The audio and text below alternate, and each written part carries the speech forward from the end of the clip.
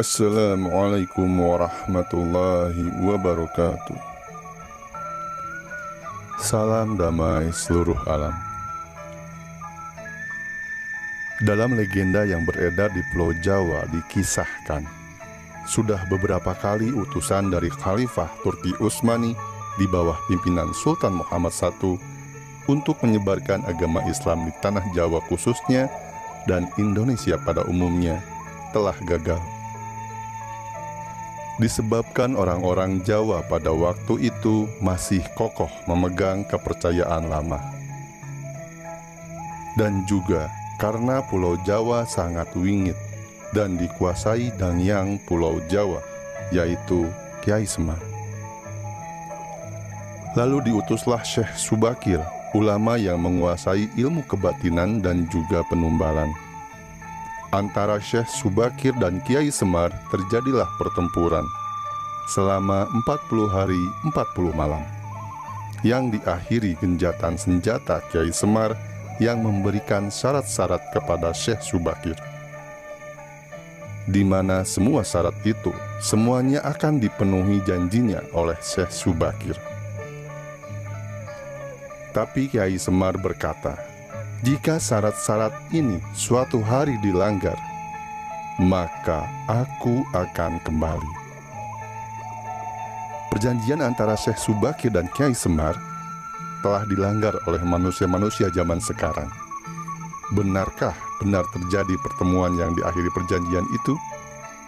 Dan saat ini adalah saatnya Kiai Semar datang kembali, turun gunung? Di konten ini akan saya paparkan olah pikir dan olah rasa saya mengenai hal ini. Tapi jangan ditelan mentah-mentah. Kaji dan olah lagi. Ini hanyalah referensi.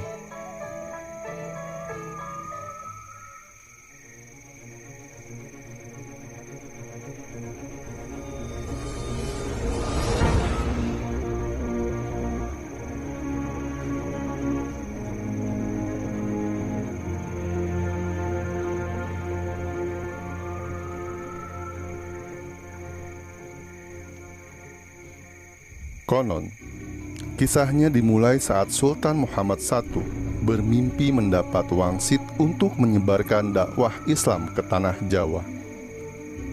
Adapun mubalignya diharuskan berjumlah 9 orang. Jika ada yang pulang atau wafat, maka akan digantikan oleh ulama lain, asal tetap berjumlah 9. Sehingga dikumpulkanlah beberapa ulama terkemuka dari seluruh dunia Islam waktu itu. Para ulama yang dikumpulkan tersebut mempunyai keahlian masing-masing. Ada yang ahli tata negara, berdakwah, pengobatan, tumbal atau ruqyah, dan lain-lain. Para ulama inilah Wali Songo angkatan pertama, yang diantaranya adalah Maulana Malik Ibrahim, berasal dari Turki, ahli mengatur negara. Maulana Ishaq, berasal dari Samarkand, Rusia Selatan, ahli pengobatan. Maulana Ahmad Jumadil Kubro, dari Mesir. Maulana Muhammad Al-Maghrabi, berasal dari Maroko. Maulana Malik Israel, dari Turki, ahli mengatur negara. Maulana Muhammad Ali Akbar, dari Persia atau Iran saat ini, ahli pengobatan. Maulana Hasanuddin dari Palestina, Maulana Aliuddin dari Palestina, dan Syekh Subakir dari Persia atau Iran sekarang. Beliau ahli menumbali daerah yang angker yang dihuni jin jahat. Syekh Subakir memiliki nama asli Syekh Tambuh Ali bin Syekh Bakir, yang juga dikenal Syekh Muhammad Al-Bakir. Namun bagi orang-orang Jawa kala itu sulit menyebutkan nama asli beliau, maka dipanggillah dengan nama Syekh Subakir. Beliau diutus oleh Sultan Muhammad I dari Istanbul, Turki, untuk berdakwah di Pulau Jawa pada tahun 1404. Beliau adalah cicit dari sahabat Nabi Muhammad SAW, yaitu Salman Al-Farisi. Teman-teman, ketika saya mengolah rasa dan pikir saya untuk menjahit bagian per bagian kisah mengenai Syekh Subakir dan Eyang Semar yang sudah beredar dan menjadi legenda di Pulau Jawa ini, saya selalu berseberangan dan bertentangan dengan hati sanubari saya, dengan pikir saya, dan dengan rasa saya.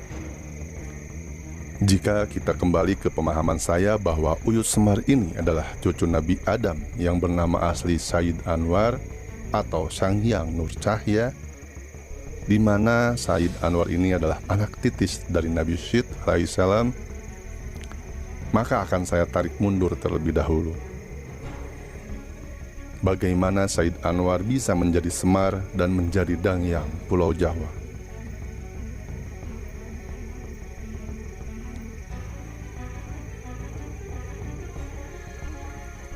Teman-teman, dalam riwayat yang lain dikisahkan bahwa Sayyid Anwar sempat diasuh oleh Nabi Adam.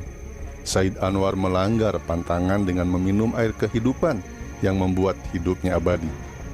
Mengetahui itu, Nabi Adam marah lalu mengusir Sayyid Anwar. Sayyid Anwar sangat kecewa dengan sang kakek lalu pergi berkelana.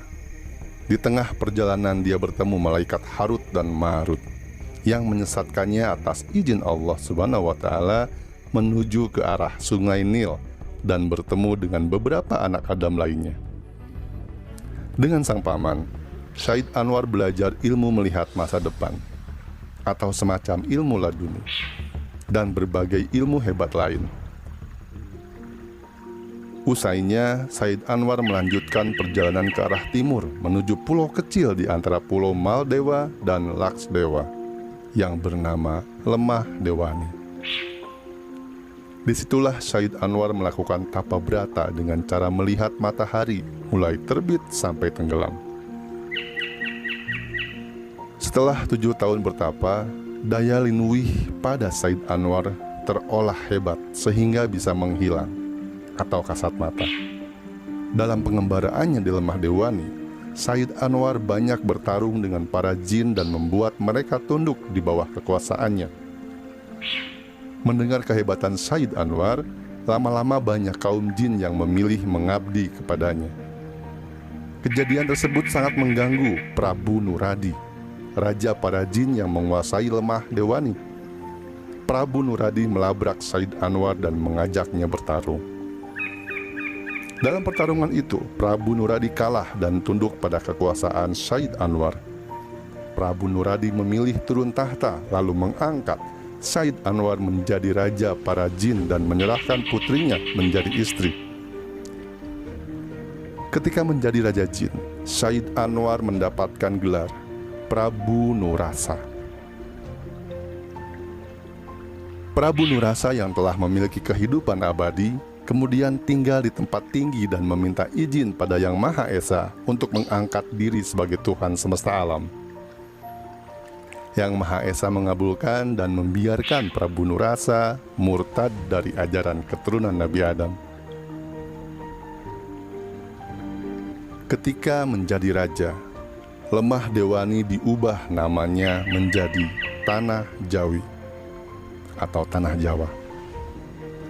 Dari Prabu Nurasa dilahirkan keturunan-keturunannya yang kemudian menjadi para dewa, mulai dari Batara Guru sampai raja-raja di Tanah Jawi. Inilah awal mula Sayyid Anwar atau Sang Hyang Nur Cahya alias Prabu Nurasa yang menjadi Dangyang Pulau Jawa dengan nama Uyut Semar. Allahu a'lam bishawab. Kita lanjut ke Syekh Subakir. Syekh Subakir, beliau diutus oleh Sultan Muhammad I dari Istanbul, Turki untuk berdakwah di Pulau Jawa pada tahun 1404. Artinya, saat itu Pulau Jawa sudah lama di bawah kepemimpinan Dangyang Pulau Jawa, Uyut Semar.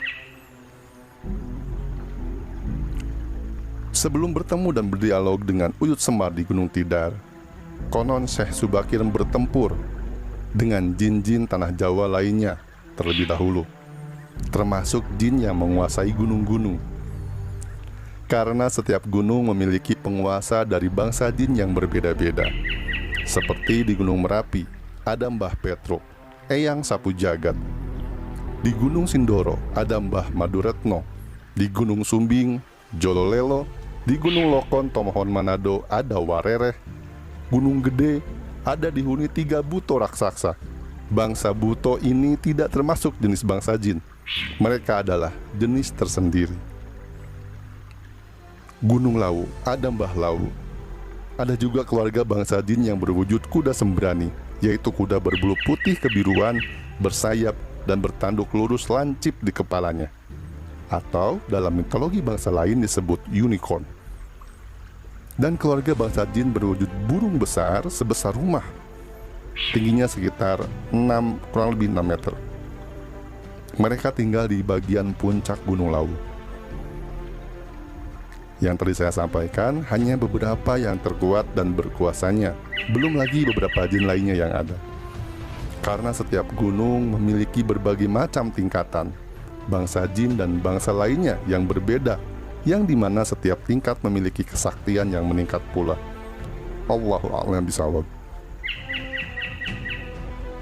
Setelah Syekh Subakir bertempur dengan raja-raja jin di Pulau Jawa lainnya, sampailah di Gunung Tidar, Magelang, dan bertemu dengan Ki Kolo Sekti yang disebut Kiai Semar. Menurut perkiraan saya, Syekh Subakir bertempur selama 40 hari 40 malam ini dengan Ki Kolo Sekti. Pertempuran ini mengakibatkan munculnya Dangyang Pulau Jawa, Uyut Semar, dan lalu kemudian berdialog dan melakukan perjanjian, yang dimana perjanjian itu adalah Islam boleh disebarkan di tanah Jawa khususnya dan seluruh Nusantara umumnya, dengan syarat tidak boleh ada paksaan untuk memeluknya. Orang Jawa tetap menjadi orang Jawa yang beragama Islam. Artinya adat istiadat dan kebudayaannya jangan hilang. Karena adat dan budaya di Pulau Jawa sebenarnya tidak berseberangan dengan ajaran Islam secara hakikat. Maka silahkan Islam disebarkan. Karena ajaran Islam dengan kepercayaan leluhur Nusantara memiliki kesamaan yang sama terhadap Sang Pencipta, yaitu tan kena kinaya ngapa, yang dalam Islam disebut laisa kamitslihi syai'un. Soal kepercayaan asli bangsa Nusantara, saya sudah sampaikan di konten sebelumnya. Silahkan tonton jika berkenan. Jadi, dari olah pikir dan orah rasa saya, ada 2 Semar. Semar yang merupakan Dangyang Pulau Jawa, dan ada Kiai Semar atau Ki Kolo Sekti, Raja Jin penguasa Gunung Tidar. Syekh Subakir tidak pernah bertempur melawan Semar yang Dangyang Pulau Jawa, tapi bertempur dengan Kiai Semar alias Ki Kolo Sekti, Raja Jin di Gunung Tidar. Sementara yang berdialog dengan Syekh Subakir dan melahirkan syarat-syarat mengenai agama Islam boleh disebarkan, inilah benar Eyang Semar, Ki Semorobumi, Sang Hyang Nur Cahya, putra atau titisan Nabi Syed alaihissalam yang bernama Sayyid Anwar. Allahu a'lam bishawab. Sewaktu mendaki Gunung Tidar, kita menemui makam Kiai Semar. Ini bukanlah makam Kiai Semar yang ada dalam pewayangan, bukan Uyut Semar Badranaya, bukan makam Ki Semorobumi, tetapi Kiai Semar Ki Kolo Sekti, jin penunggu Gunung Tidar waktu itu. Loh, kok jin ada makamnya? Itulah penyesatan setan, memanipulasi akal pikiran manusia sehingga mengadakan sesuatu yang tidak ada dan mencampurnya dengan bumbu legenda. Uyut Semar tidak meninggal karena Uyut sudah meminum air keabadian. Adapun makam yang ada di sana dan dikenal dengan makam Kiai Semar, ini sebenarnya adalah makam sahabat atau teman seperjalanan Syekh Subakir yang bernama Syekh Jangkung. Syekh Subakir meninggal di Persia, Iran, sedangkan yang ada di Indonesia dan diziarahi oleh masyarakat adalah situs-situs peninggalannya. Makam dan makom itu berbeda. Petilasan bukan berarti kuburan, tapi bermakna tempat singgah, tempat tinggal sementara. Saya merasakan peristiwa penumbulan itu memang benar terjadi. Tapi, adapun tumbal yang saya pahami adalah solusi tengah, kompromi, musyawarah, pengganti dalam bentuk ikhtiar atau usaha untuk kebaikan, yang tetap dalam ranah kewajaran dan tidak merusak akidah. Kompromi antara Dangyang Pulau Jawa, Uyut Semar, dan Syekh Subakir yang sama-sama membawa ajaran yang sama. Uyut Semar tan kena tina yang ngapa. Syekh Subakir laisa kamitslihi syai'un. Allahu a'lam bishawab. Pelajaran yang dapat diambil dari kisah Syekh Subakir dengan Uyut Semar untuk kita adalah kita harus memperkuat akidah kita dengan melengkapi iman, Islam, ilmu, dan ihsannya agar tidak mudah terpengaruh doktrin dan dogma, juga hasutan setan dalam diri dan setan dari bangsa jin.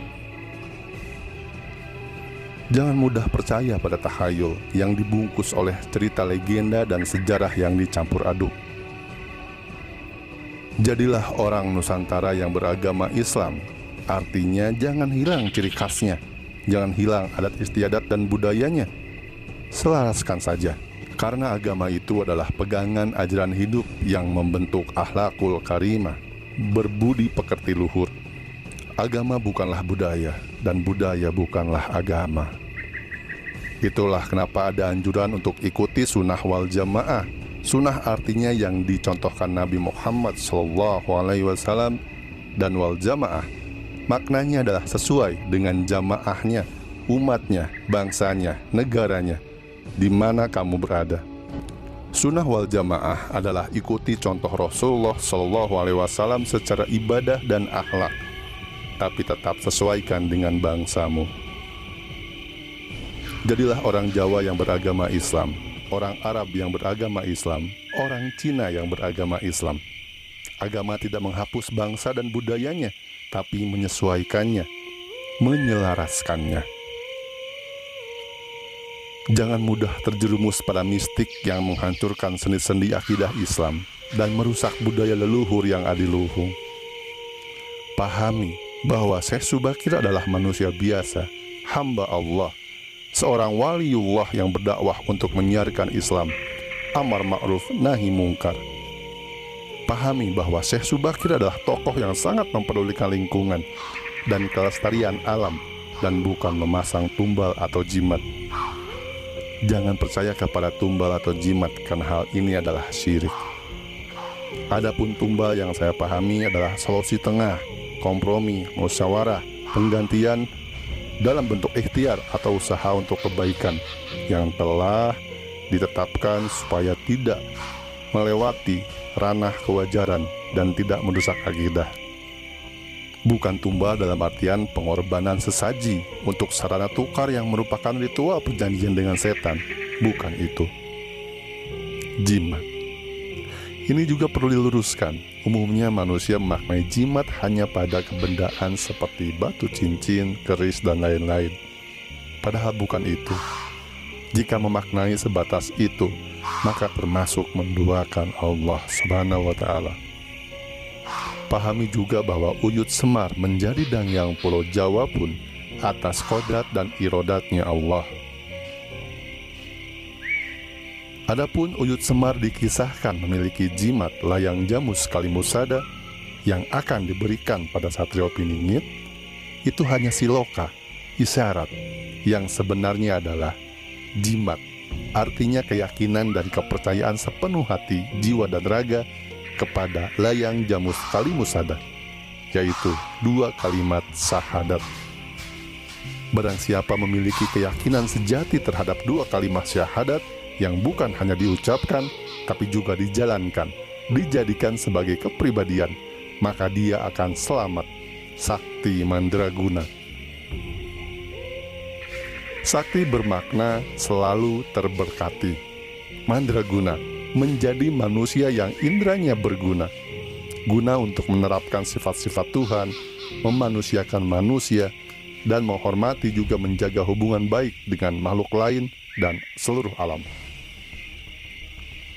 Cerita tentang tumbal, jimat, atau perang melawan jin yang dihubungkan kepada Syekh Subakir, ada kebohongan yang besar yang dimasukkan ke dalamnya. Oleh karenanya, jagalah kemurnian akidah Islam kita dan akidah leluhur kita, syariat, tarekat, hakikat, dan makrifat Islam kita, dan yang paling utama adalah akhlak kita. Karena akhlak atau budi pekerti kita adalah penggambaran sejauh mana kematangan diri kita memahami agama, agar kita senantiasa mendapat ridho dari Allah Subhanahu wa Ta'ala, mendapatkan syafaat baginda Nabi Muhammad SAW, dan juga direstui leluhur, insya Allah. Sekali lagi, jangan telan mentah-mentah apa yang saya sampaikan ini. Kaji dan olah kembali sebelum dijadikan pemahaman. Hati-hatilah. Jaga hati, jaga pikir, jaga rasa. Dan jangan takut. Rahmat berkah melimpah untuk kita semua. Wassalamualaikum warahmatullahi wabarakatuh.